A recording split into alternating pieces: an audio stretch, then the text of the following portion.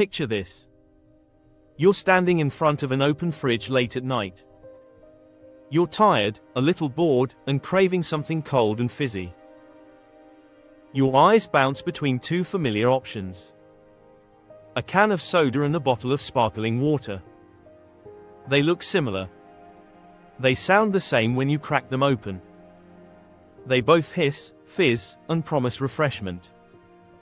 But what you're actually choosing between is way bigger than most people realize. This isn't just soda versus sparkling water. It's habit versus intention. It's instant pleasure versus subtle satisfaction. And once you understand what's really going on inside those bubbles, you may never look at them the same way again. Soda is one of the most successful drinks ever created. It didn't just quench thirst.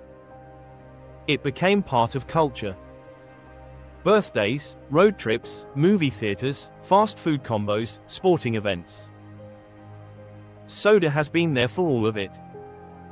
It's sweet, fizzy, and designed to taste amazing the moment it hits your tongue. That sweetness, though, isn't accidental.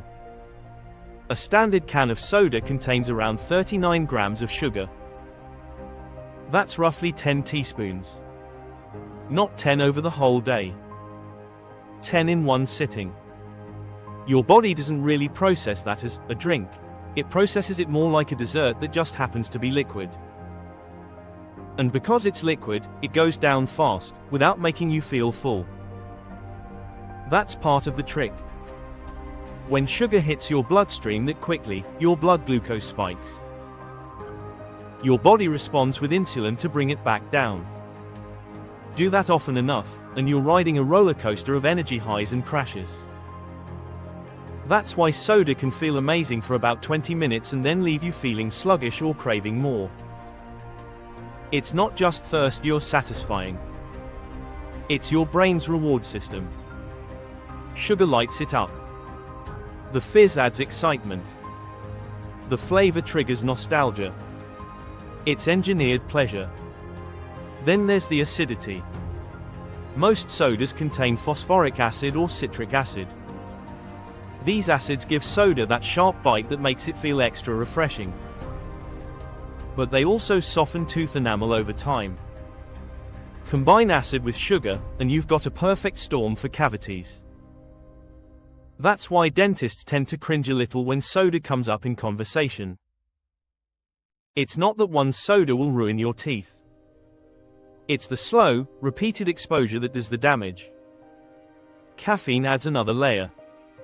Many popular sodas contain it, sometimes more than people expect. Caffeine sharpens focus and boosts alertness, which is why soda can feel like a pick-me-up. But too much, especially later in the day, can interfere with sleep, increase anxiety, and leave you feeling wired but tired. For some people, soda becomes a stealth caffeine habit without them even realizing it.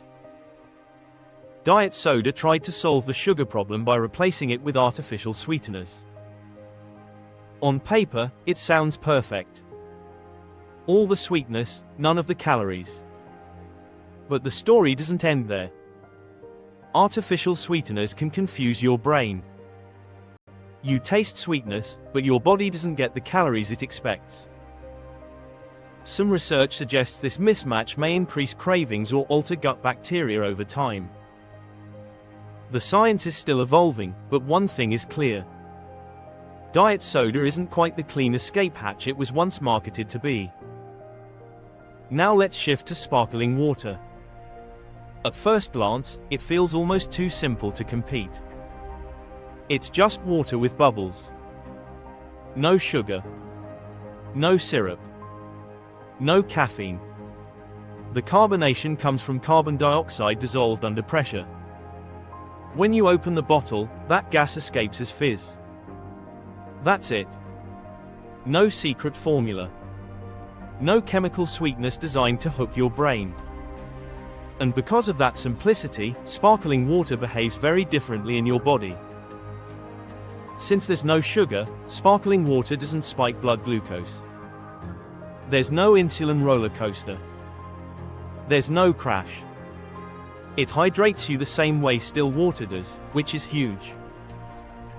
Even mild dehydration can affect mood, concentration, and energy levels. For people who struggle to drink enough plain water, carbonation can make hydration more enjoyable without adding anything harmful.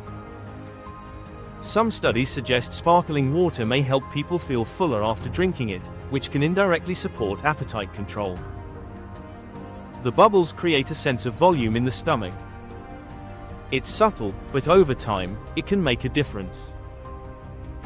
That's one reason sparkling water has become popular among people trying to reduce snacking or sugary drink intake. Flavored sparkling waters take things a step further.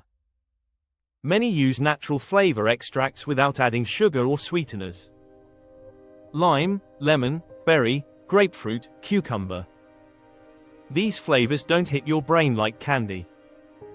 They're light, almost aromatic. At first, they might taste underwhelming if you're used to soda. But your palate adapts. What once tasted boring starts tasting clean and refreshing. And suddenly, soda can feel overly sweet. That doesn't mean sparkling water is perfect. Carbonation does make it slightly acidic, though far less than soda. Drinking it constantly throughout the day could still expose your teeth to mild acidity. It's not a major concern for most people, but it's something to be aware of. And for some, the bubbles can cause bloating or gas. Everyone's digestive system reacts differently. When you compare the two side by side, the differences become clear. Soda is high in sugar and calories, which can contribute to weight gain and metabolic issues when consumed regularly. Sparkling water has virtually 0 calories and 0 sugar. Soda's acidity and sugar combination is tough on teeth. Sparkling water is gentler, though not completely neutral. Soda doesn't hydrate well because sugar and caffeine can work against hydration. Sparkling water hydrates just like regular water. Soda often contains preservatives, artificial colors, and flavorings. Sparkling water usually contains just water, carbonation, and maybe natural flavors. But the real difference might not be physical. It might be psychological. Soda is deeply emotional. It's tied to childhood, celebration, comfort, and routine. It's the drink you grab without thinking. Sparkling water is more intentional. You usually choose it because you've thought about your health, your habits, or how you want to feel later. One is automatic. The other is conscious. Taste plays a huge role here. Soda delivers instant gratification.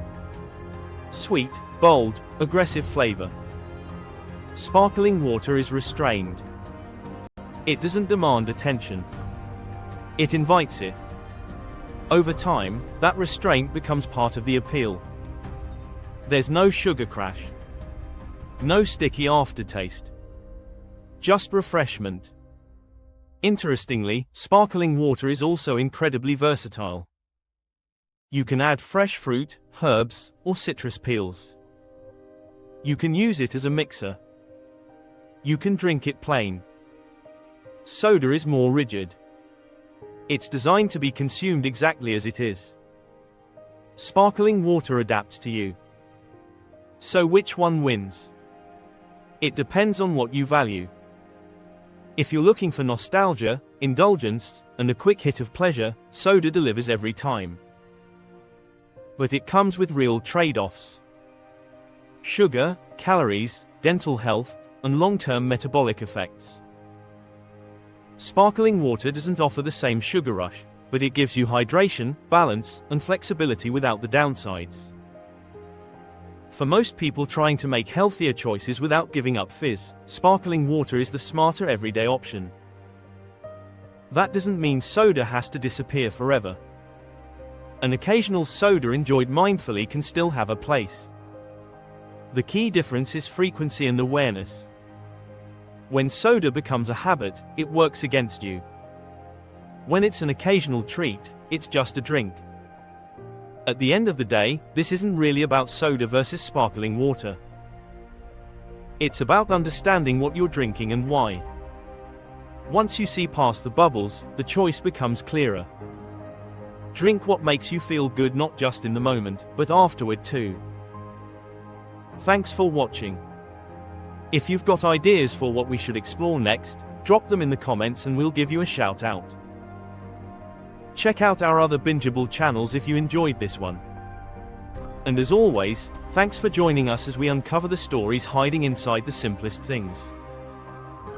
Don't forget to like, subscribe, and stay curious.